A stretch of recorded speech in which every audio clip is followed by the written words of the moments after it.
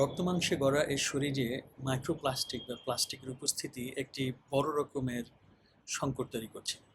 সম্প্রতি আমাদের দেশে খুব আলোড়ন তৈরি করেছে একটি খবর যে আমরা যে টুথপেস্টগুলো ব্যবহার করি সেখানে নানান রকম মাইক্রোপ্লাস্টিক আছে। কিন্তু আসলে টুথপেস্ট মাইক্রোপ্লাস্টিকের সবচেয়ে বড় উৎস না। আমরা যেভাবে খাবার খাই, খাবার যেভাবে আমরা সংরক্ষণ করি, ইভেন বাতাস থেকে, পানি থেকেও মাইক্রোপ্লাস্টিক আমাদের শরীরে ঢুকে যাচ্ছে। মাইক্রোপ্লাস্টিক পাওয়া যায় না, শরীরের এমন কোনো অঙ্গ আসলে এখন আলাদা করে বলা যাবে না। কারণ একটা সময় আমরা ভাবতাম যে আমাদের ব্রেইন বা মস্তিষ্ক, যেখানে ব্লাড ব্রেইন ব্যারিয়ার ভেদ করে যে কোনো জিনিস পৌঁছানো খুবই কঠিন, সেখানেও কিন্তু মাইক্রোপ্লাস্টিক আছে। বলা হয়ে থাকে যে কিছু কিছু মানুষের ব্রেইনে অ্যাভারেজ 7 গ্রাম পর্যন্ত প্লাস্টিক পাওয়া যায়। এই যে প্লাস্টিকের উপস্থিতি আমাদের শরীরে, এটি কিন্তু নানান রকম অসুখ বিসুখের এবং নানান রকম জৈবিক ঝুঁকি তৈরি করছে।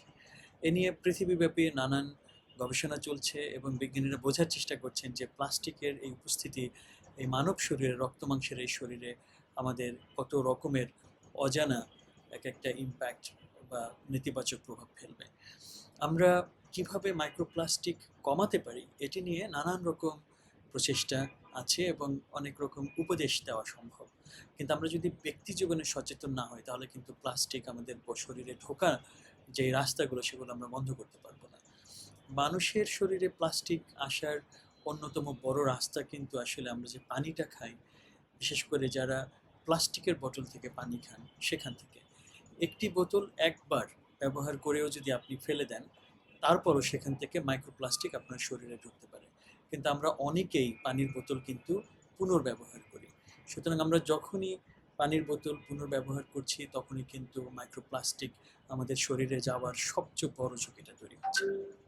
আমাদের আরও একটি গুরুত্বপূর্ণ জায়গা আমাদের খেয়াল করতে হবে, সেটি হচ্ছে কত সহজে আমরা প্লাস্টিকের বিভিন্ন জিনিসপত্র আমাদের জীবনের সাথে যুক্ত করে ফেলেছি, যেগুলো আমাদের শরীরে মাইক্রোপ্লাস্টিক যোগ করার সবচেয়ে বড় ঝুঁকি তৈরি করছে।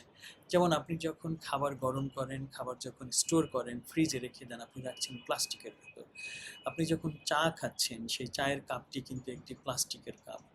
আপনি যখন একটা আইসক্রিম খাচ্ছেন, আপনি যখন কোনো জায়গায় ঘুরতে যাচ্ছেন, সেই সময় আপনি যে খাবারগুলো র্যাপ করে নিয়ে যাচ্ছেন অথবা ফাস্ট ফুডের দোকান থেকে যে খাবারগুলো খাচ্ছেন, প্রত্যেকটার সাথে প্লাস্টিক জড়িয়ে আছে। যেখানে যেখানে প্লাস্টিক জড়িয়ে আছে সেখান থেকে প্লাস্টিকগুলো কিন্তু এক পর্যায়ে আপনার শরীরে ঢুকবে। সুতরাং আমরা টুথপেস্টের জায়গায় তো সতর্ক থাকবো, কিন্তু টুথপেস্টের চেয়ে অনেক বড় বড় ঝুঁকি কিন্তু আমাদের এখনই রয়ে গেছে এবং সেখান থেকে আমরা প্রতিনিয়ত প্লাস্টিক আমাদের শরীরে গ্রহণ করছি বা ঢোকাচ্ছি। প্লাস্টিকের এই যে উপস্থিতি আমাদের শরীরে, সেটি কিন্তু আমাদের অনেক অজানা অসুখ বিসুখের জন্য দায়ী। আমরা এখন অনেক অসুখ দেখি যেগুলো আগে এত বেশি দেখা যেত না। ক্যান্সার বলেন অথবা আমাদের কিডনির অসুখ বলেন কিংবা লিভারের প্রবলেম বলেন, এগুলোর যে আগের তুলনায় বিস্তৃতি বেড়েছে এবং অনেক আগেই আমাদেরকে আক্রান্ত করছে, তার পিছনে কিন্তু এইসব প্লাস্টিকের ভূমিকা থাকা অসম্ভব নয়। মূল কারণ হলো প্লাস্টিক আমাদের শরীরের জন্য এক ধরনের ফরেন বডি, যেটা অথবা বিজ্ঞানের ভাষায় বলা হয় জেনোবায়োটিক্স। এটি আমাদের বডিতে থাকার কথা না, কিন্তু যখনই এটা বডিতে ঢুকছে তখন এর বিরুদ্ধে কিন্তু শরীরের কোনো না কোনো প্রতিক্রিয়া শুরু হবে এবং সেই প্রতিক্রিয়া থেকে আমাদের নানান রকম অসুখ বিসুখ হতে পারে। আমাদেরকে চেষ্টা করতে হবে কিভাবে এই প্লাস্টিকের ব্যবহার আমরা দৈনন্দিন জীবনে কমাতে পারি এবং কিভাবে আমাদের শরীরে এই প্লাস্টিকের প্রবেশ যেটা সেটাকে নিয়ন্ত্রণ করতে পারি। আমরা নানানভাবে একটু সচেতন হলে কিন্তু প্লাস্টিকের এই এই যে এই যে সংস্পর্শ সেটাকে হ্রাস করতে পারি আমাদের জীবনে। আমি যেই উদাহরণগুলো আগে দিয়েছিলাম, আপনি যদি সেই উদাহরণগুলো থেকে বের হয়ে আসতে পারেন, আপনি যদি প্লাস্টিকের বোতলের পরিবর্তে একটি কাচের গ্লাসে পানি গ্রহণ করেন, আপনি যদি খাবার প্লাস্টিকের পটে না রেখে একটি মাটির পাত্রে অথবা কাচের পাত্রে খাবার রাখেন, খাবার গরম করার ক্ষেত্রে সেটা যদি আপনি অবশ্যই কাচের পাত্রে অথবা অন্য কোনো সিরামিক্স আছে সেখানে আপনি খাবার গরম করেন, তাহলে কিন্তু আপনি মাইক্রোপ্লাস্টিকের যেই ইনটেক সেটি খানিকটা কমাতে পারবেন।